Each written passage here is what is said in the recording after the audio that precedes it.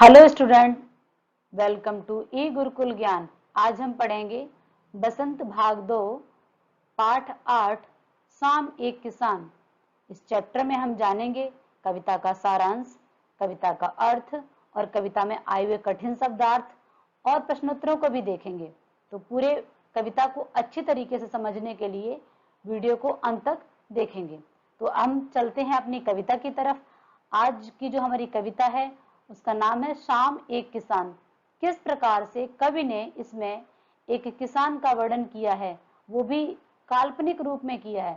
ये पूरी की पूरी कविता जो है हमारी मानवीकरण अलंकार पर आधारित है और किस प्रकार से कवि ने इसमें वर्णन किया है। तो चलते हैं अपनी कविता की तरफ।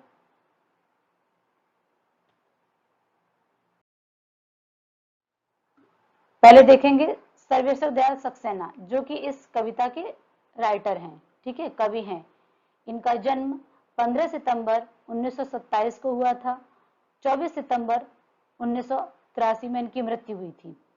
सर्वेश्वर दयाल सक्सेना मूलतः कवि एवं साहित्यकार थे और सामाजिक चेतना जगाने में अपना अनुकरणीय योगदान दिया। वे मानते थे कि जिस देश के पास समृद्ध बाल साहित्य नहीं है उसका भविष्य उज्जवल नहीं रह सकता।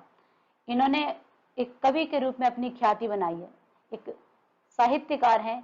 इन्होंने हिंदी साहित्य में अमूल्य या कह सकते हैं अमिट छाप है इनकी। तो इन्होंने जो हमारे बुक में आज की जो कविता है शाम एक किसान, क्योंकि कवि हर कोई नहीं बन सकता। कवि बनने के लिए हमें काल्पनिक शक्ति, इमेजिनरी पावर चाहिए, जो हर किसी के पास नहीं होती है, ये गॉड गिफ्टेड होती है। लेखक तो हर कोई बन सकता है, अगर प्रैक्टिस करें, अभ्यास करें तो लेखक बन सकते हैं। लेकिन कविता लिखने के लिए हमारे पास गॉड की दी हुई, भगवान की दी हुई इमेजिनरी पावर, काल्पनिक शक्ति, कहते ना कभी भी जहां न पहुंचे कवि, जहां न पहुंचे रवि वहां पहुंचे कवि। इस तरीके से जो कवि है वो क्या करता है, अपनी कल्पना शक्ति से कभी लहरों से बातें कर रहा है, तो कभी सूर्य से बातें कर रहा है, तो कभी आकाश पर। इस तरीके से वो अलग अलग अपनी इमेजिनरी पावर से कविता का निर्माण करता है। तो आज की हमारी जो कविता है उसको देखते हैं।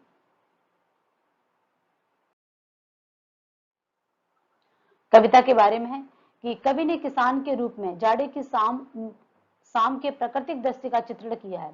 इस प्राकृतिक दृश्य में पहाड़ बैठे हुए एक किसान की तरह दिखाई दे रहा है। आकाश उसके सिर पर बंधे हुए साफे के समान, पहाड़ के नीचे बहती हुई नदी घुटनों पर पड़ी मानो चादर सी है, और पास में पलाश के पेड़ जो हैं वो लाल लाल रंग के खिले हुए फूल जैसे मानो जलती हुई अंगीठी हो। पूर्व क्षितिज में, पूर्व दिशा में मानो क्षितिज में पूरा अंधकार छाया हुआ है, जैसे भेड़ों का झुंड अंधेरा होने पर एक साथ बैठ जाता है। पश्चिम दिशा में डूबता हुआ सूरज ऐसे लग रहा है जैसे कोई चिलम सुलग रही हो। यह पूरा का पूरा दृश्य बहुत ही शांत है। उसमें अचानक मोर बोलता है, मानो किसी ने आवाज दी है, सुनते हो। इसके बाद यह दृश्य घटना में बदल जाता है। चिलम उलट जाती है, आग बुझ जाती है, धुआं उठने लगता है, सूरज डूब जाता है, शाम ढल जाती है और रात का अंधेरा छा जाता है। मतलब कवि ने अपनी कल्पना शक्ति से किस प्रकार से इमेजिन किया है। आप कविता को पढ़ेंगे तो आपको लगेगा कि मानो एक किसान का वर्णन किया जा रहा है, लेकिन कवि किसान का वर्णन नहीं कर रहा है, कर तो किसान का रहा है इनडायरेक्ट वे में, हिडन मीनिंग तो उसका किसान ही है।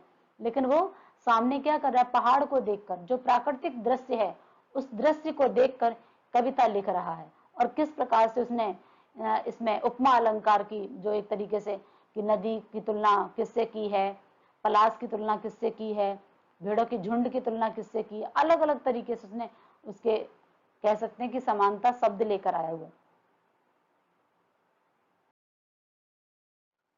कविता है हमारी, आकाश का साफा बांधकर सूरज की चिलम खींचता बैठा है पहाड़, घुटनों पर पड़ी है नदी चादर सी, पास ही दहक रही है पलाश के जंगल की अंगीठी, अंधकार दूर पूरब में सिमटा बैठा है भेड़ों के गल्ले सा। अब इसमें जो कठिन शब्दार्थ है मैंने उनको अंडरलाइन कर दिया है कि आकाश का साफा बांधकर।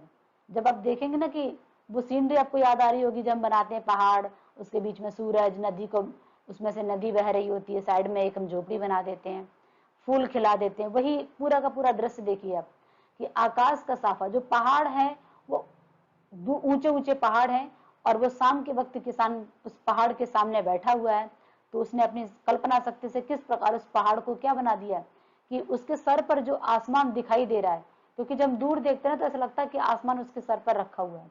तो जिस प्रकार से भारतीय समाज में आप देखते हो कि राजस्थान में पगड़ी बड़ी ही फेमस है ना, और भी हम लोग अपने त्योहारों पर, शादी ब्याह की रस्मों पे भी पगड़ी बांधते हैं, वही साफा जो सर पे, और किसान भी अपने सर पर वो साफा बांधता है।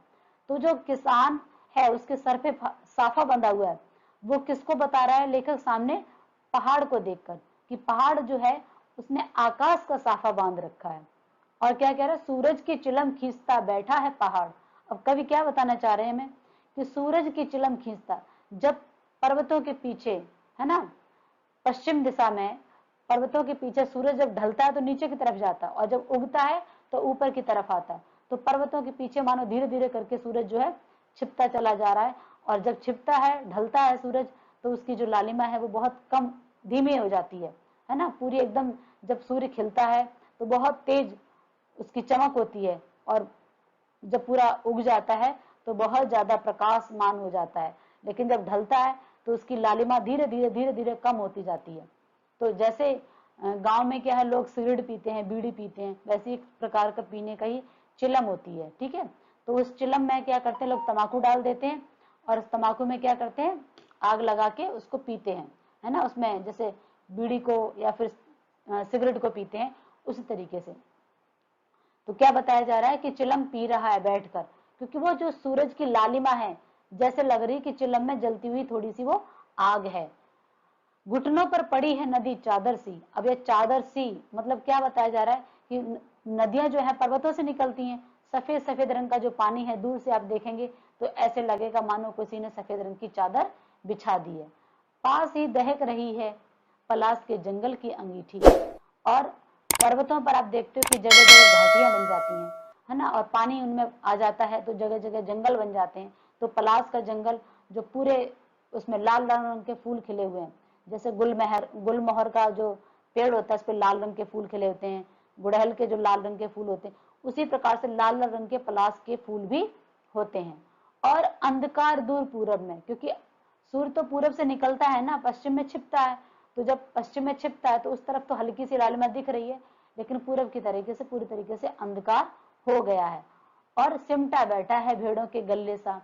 अब यहाँ पर हम पढ़ते हैं ना कलेक्टिव नाउन, जो एक ग्रुप में पढ़ते हैं कि समूहवाचक जो संज्ञा है वो क्या है, तो यहाँ पर क्या है कि भेड़ों के गले सा, भेड़ों के झुंड को बोला गया गले सा, ठीक है। एक गल्ला हम जो अनाज को बोलते हैं वो वाला नहीं है, ये भेड़ों के झुंड को बोला गया है। वो अंधकार ऐसे सिकुड़ के बैठ गया पूरब दिशा में, जैसे शाम होते वक्त जो भेड़े हैं, वो गडरिया कभी भी अपने भेड़ों को क्या करता है, बांधता नहीं है। वो जैसे शाम होती है, अंधेरा होता है, और अगर वो बैठ जाता है तो वो सारी की सारी भेड़ें उसी जगह या फिर अपने जहां उनके रुकने का स्थान है वो एक साथ झुंड बनाकर बैठ जाती हैं। इसमें जो कठिन शब्दार्थ हैं, जैसे साफा, साफा मतलब सिर पर बांधने वाला जो कपड़ा है, उसे पगड़ी भी बोल सकते हो आप। चिलम मतलब मिट्टी का एक, है ना, पात्र है, बर्तन है, जिसमें वो तंबाकू वगैरह भर के लोग पीते हैं।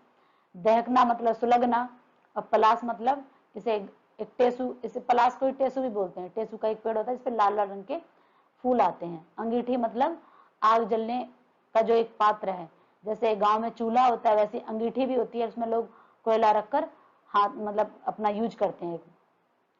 इसी प्रकार गले मतलब झुंड हो गया। तो ये हमारी कविता है। अब इसमें कविता में जो आप देख रहे हो ना कि जो आपको दिख रही है कि सूरज है, पहाड़ है, नदी है, लेकिन कवि क्या बताना चाह रहा है, इसका हिडन मीनिंग क्या है कि जिस प्रकार शाम के वक्त सर्दियों में, जाड़े मतलब जाड़े का जो समय है, सर्दी का समय है, उसमें किसान क्या कर रहा है, जब वो शाम के वक्त आपने देखा गांव में लोग सब नेचर के अकॉर्डिंग चलते हैं। जैसे शाम जल्दी होता है उनका खाना पीना, गाय भैंस का काम, खेतों से आ जाते हैं वापस।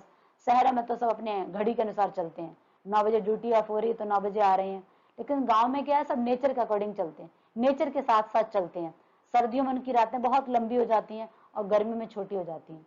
तो शाम के वक्त किसान क्या कर रहा है, अपना सारा काम खत्म करके गाय भैंसों का अपने खेत से आ गया है, तो उसने अपने बैठा हुआ है और उसके सर पर क्या बंधी हुई है, पगड़ी। और जब बैठा है शाम को तो वो क्या कर रहा है, चिलम पी रहा है। तो वो बताया गया जो सूरज की चिलम। अब आप देखिए कि सामने तो पहाड़, पर्वत, नदी ये सब है, लेकिन कवि के दिमाग में जो काल्पनिक रूप से चल रहा है वो क्या चल रहा है, एक किसान चल रहा है। इस कविता को आप पढ़ोगे तो पूरा का पूरा आपके दिमाग में उस किसान के जैसा पूरा दृश्य उभर के आ जाएगा कि शाम के वक्त जो किसान है वो बैठा हुआ और उसके सर पे क्या बंधी हुई है, पगड़ी। और यहाँ क्या बता दिया कि पहाड़ के सर पे क्या है, आकाश की पगड़ी। और वो चिलम पी रहा है और यहाँ सूरज की चिलम, पर्वत जो है वो जो पहाड़ है वो किसकी चिलम पी रहा है, सूरज की। जबकि एक्चुअल में वहां पर कौन पी रहा है चिलम, किसान पी रहा है। और किसान जो है वो अपने घुटनों पर चादर डाल रखी, क्योंकि सर्दियों का समय है ना, और वहां पर नदी पड़ी हुई है चादर से। अब साइड में बता रहे हैं कि पलाश के जंगल पर्वतों में दिखते हैं, लेकिन यहाँ पलाश के जंगल नहीं है। वो अपने पास एक अंगीठी रख रखी है, उस अंगीठी में उसने कोयला जला रखे हैं, वो दहक रहे हैं। और जब कोयला जलता है तो लाल रंग का हो जाता है। जिस प्रकार वहां पलाश के लाल फूल है, यहाँ पर अंगीठी में जलता हुआ कोयला लाल लाल है। अंधकार दूर पूरब में सिमटा बैठा है भेड़ों के गल्ले सा। जो किसान है उसके पास भेड़े भी हैं, गाय भी हैं, भैंस भी है। तो उसकी जो भेड़े हैं वो किस प्रकार से बैठ गई हैं, एकदम झुंड से। और वहां क्या बताया गया है कि जो अंधकार है वो पूरब में बैठ गया है ना। पूरब जो है अंधेरा हो गया है वहां पर, और यहाँ अंधेरा होने पर किसान की भेड़ें भी एक साथ झुंड में बैठ जाती हैं। तो किस प्रकार नेचर को लेकर, प्रकृति को लेकर कवि ने मानवीकरण अलंकार का प्रयोग किया है। और यहाँ पर बीच बीच में आप देखते गल्ले सा, चादर सी, है ना, ये सब है आपका उपमा अलंकार, तुलनात्मक रूप से अध्ययन है। अब इसके सेकंड पैरा में क्या दिया, अचानक बोला मोर जैसे किसी ने आवाज दी, सुनते हो, चिलम औंधी, धुआं उठा, सूरज डूबा, अंधेरा छा गया। अब दूसरा वाला जो हमारा स्टेंजा है, जो पैराग्राफ, इसमें क्या बता रहे हैं, ये सारा का सारा जो हमने पहले पढ़ लिया कि किस प्रकार से अंधेरा हो रहा है ना, पहाड़ जो है उस पे नदी जो है चादर सी है। ये सारा का सारा सीन जो है कवि ने, इसमें अचानक से अंधकार जैसे हुआ। तभी शाम के वक्त गांव में आपने देखा कि जब जो बच्चे गांव में होंगे या फिर, तो वहां पे मोर बोलता है शाम के, जब शाम हो जाती है या बारिश का समय होता है तब मोर बोलते हैं। तो यहाँ पर जब रात होने वाली होती है, शाम हो रही है, तो गांव में सब जगह शांति हो जाती है। तो तभी अचानक से मोर की आवाज आती है, सुनते हो। तो ऐसे मोर की आवाज है, सुनते हो। यहाँ पर ये आपके इसी में एक एक्सरसाइज में भी दिया है क्वेश्चन, बहुत सारे पक्षियों के नाम दिए गए हैं, आप उनकी आवाज अब सुनते हो। अब इसको रिपीट करेंगे ना तो ऐसा लगेगा मोर की आवाज में, सुनते हो, ऐसा लग रहा है मोर बोल रहा है। इस तरीके से कवि ने लिखा हुआ है। चिलम औंधी, धुआं उठा, सूरज डूबा, अंधेरा छा गया, है ना, कि वो मोर ने आवाज दी है तो उसके बाकी साथी भी पीछे से आवाज दे रहे हैं कि मतलब शाम हो गई, संकेत दे रहे हैं। और जो वो चिलम पी रहा था उसको उल्टा करके रख देता, औंधी मतलब उलट देना उसको। और जो अंगीठी में कोयला जल रहा था वो क्या हो जाता है, वो भी शांत हो जाता है, उसे बुझा देते हैं तो धुआं सा उठता है ना। और जब पूरी तरीके से सूरज डूब जाता है तो चारों तरफ अंधकार छा जाता है। इस प्रकार से जैसे धुआं उठता है तो कुछ दिखाई नहीं देता है। तो अब रात हो गई है और एक घटना मतलब पूरा का पूरा जो है अंधकार छा जाता है, क्योंकि सूरज डूबते डूबते, जब कभी लिख रहा है कविता तब हल्का सा सूरज दिख रहा था, और जब तक उसने पूरा कविता लिखी तब तक वो अंधेरा छा जाता है। और इस प्रकार उसने एक कविता लिख दी। तो कवि की कल्पना शक्ति देखी आपने कि सामने बैठा है। ज्यादातर कल्पना शक्ति वाले जो कवि हैं वो नेचर को अपना माध्यम बनाते हैं, पशु पक्षी, हवा, पेड़ पौधे, नदियां, सूरज, ये तो यहाँ पर इसने पहाड़ को, है ना, बना लिया माध्यम। सामने तो पहाड़ है, नेचर है, लेकिन उसके दिमाग में क्या है, एक किसान। तो ये है कवि की कल्पना शक्ति। आपको समझ में आई होगी कविता, अगर नहीं आई तो एक बार दोबारा से इस कविता को अपना प्ले करके देख सकते हैं। इस कविता का सारांश जो कि मैं आपको बता चुकी हूँ कि किस प्रकार से सर्वेश्वर सक्सेना ने अपनी कल्पना के रूप में एक जाड़े में किसान किस प्रकार से बैठा है, और प्राकृतिक सौंदर्य जो कवि को बहुत ज्यादा मनोहारी लग रहा है, उसने उसको एक शाम के वक्त एक किसान की जो स्थिति है वो बता दी है।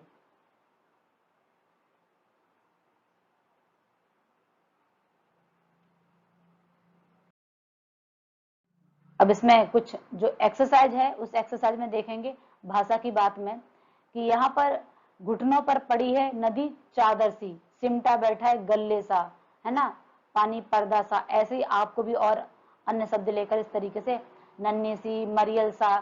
तो ये क्या है, सा सी से, ये हमारे उपमा अलंकार आप इसको पहचान सकते हो, क्योंकि कवि जो कविता लिखता है तो कविता का आप कह सकते हो आत्मा, रस और अलंकार होते हैं। तो यहाँ पर जो अलंकार है वो उपमा अलंकार है और मानवीकरण अलंकार है। तो यहाँ पर सा, सी, से आ रहा है, ये सब का सब क्या है, आपके उपमा अलंकार के। आप व्याकरणिक दृष्टि से देखेंगे तो इन शब्दों को पहचान कर आप अपने उपमा अलंकार को पहचान सकते हैं। अब इसमें से हमने आपके लिए कुछ क्वेश्चंस बनाए, जैसे आपकी एक्सरसाइज में तो इतने क्वेश्चन नहीं है, लेकिन कुछ जैसे कौन किस रूप में बैठा है, तो पहाड़ बैठा है किसान के रूप में, है ना। उसके सर पर साफा बंधा हुआ है, किसका, आकाश का। इसी प्रकार से जंगल में खिले पलाश के फूल कैसे प्रतीत हो रहे हैं, जैसे अंगीठी जल रही हो। अंधकार दूर सिमट कैसा बैठा हुआ है, भेड़ों के गल्ले सा। इस कविता का वातावरण कैसा है, जाड़े की शाम का। दूर फैला अंधकार कैसे दिख रहा है, जैसे ग्रुप में, जैसे झुंड में भेड़ें बैठ गई हूं, ऐसे दिख रहा है। अब इसके लघु उत्तरीय प्रश्न क्या है, किसे अंगीठी बताया गया और क्यों। पलाश के जंगल को अंगीठी बताया गया क्योंकि पलाश के लाल लाल फूल जैसे वो कोयले जलते हैं, अंगीठी में आग जलती है, वैसे प्रतीत हो रहे हैं। किसको किस रूप में चित्रित किया है, तो ये हमारी कविता मैंने आपको बताया था कि पहाड़ को एक किसान के रूप में, नदी को एक चादर के रूप में, पलाश के जंगल को दहकती अंगीठी के रूप में और डूबता हुआ सूरज चिलम के रूप में, तथा आकाश को, आकाश का साफा जो है वो पगड़ी के रूप में, इस प्रकार से किसान का वर्णन किया है। अगर आपने कविता को बहुत अच्छी तरीके से समझा तो आप प्रश्न पढ़ते ही आप आंसर आराम से दे पाएंगे। अब एक आपके लिए लॉन्ग प्रश्न दिया है कि कविता में चित्रित शाम और सूर्यास्त के दृश्य का वर्णन अपने शब्दों में कीजिए। अब आप भी अपनी खिड़की से, दरवाजे पर या छत पे जाकर शाम के वक्त जब सूर्य अस्त हो रहा हो, आप इस कविता को पढ़ने के बाद आप खुद से देखिए, लगभग 1 घंटे का जो समय होता है ना।